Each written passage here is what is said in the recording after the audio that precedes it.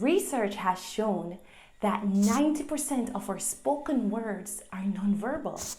Nonverbal refers to communication known as our body language.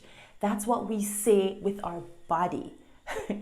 So only 10% of our words are verbal communication. 10%. So what does this have to do with speaking English? And how can you use this to speak English better? Well, let's get started.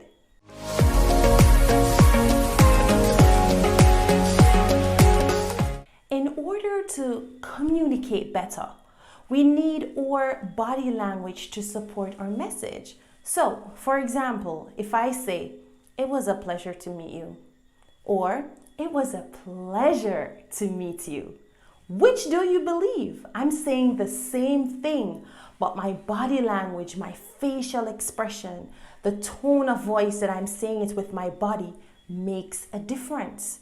Now, this is the same thing that you need to practice when you're speaking English, when you are communicating, because you want your body, your nonverbal communication to support your spoken words, to support the message that you're trying to get across. So how can you use this to your advantage? Well, first things first, you must understand its importance, which I'm sure by now you get, because as I said, only 10% of your spoken words are what people are hearing. The other 90% is your body language. So, second, another very important point that you must understand the culture that you're operating in. That is very important because every culture has a different way of communicating.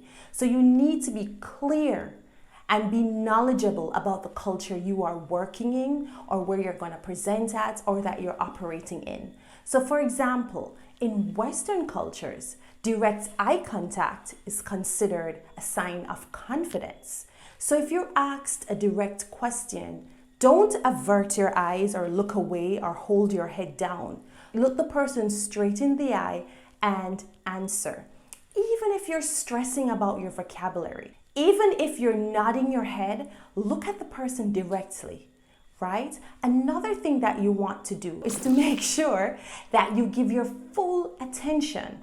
That's another way of using your nonverbal skills to communicate effectively. So if you're in a meeting, even if you're bored or you don't understand, don't slouch, don't sit to the side, sit up, pay attention.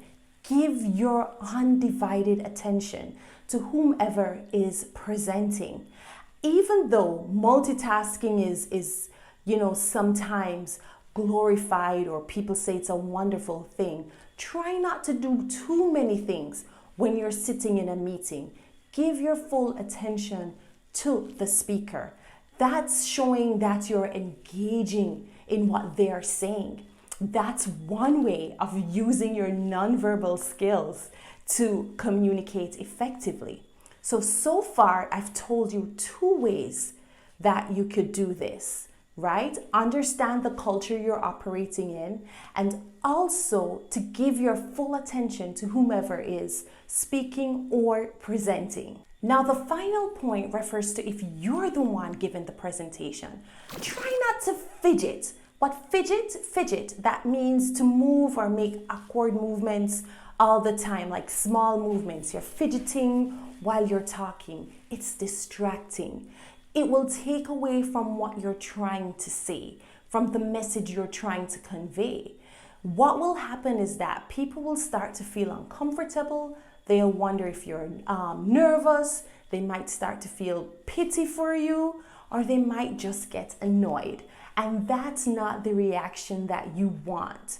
So stand up straight, shoulders back, put a smile on your face or even a pleasant look, and speak, present, and say it with confidence.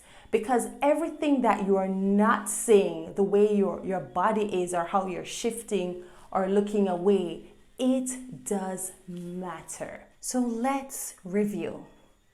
So in order to communicate effectively or in order to speak better English with your body language, you should, one, be clear on what nonverbal communication is and why it's important. Two, understand the culture that you're communicating with or operating in. And three, be mindful of small distracting movements. Also in this lesson, we learned some new vocabulary terms.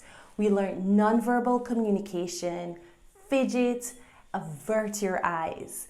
Now, be sure that you're practicing daily and be sure to watch our mini videos that help you with your daily speaking practice, your daily speaking conversations, because your vocabulary is important when you're communicating. So you need to build your English vocabulary. All right? That's it for today's lesson. Great work. I'll see you in the next one.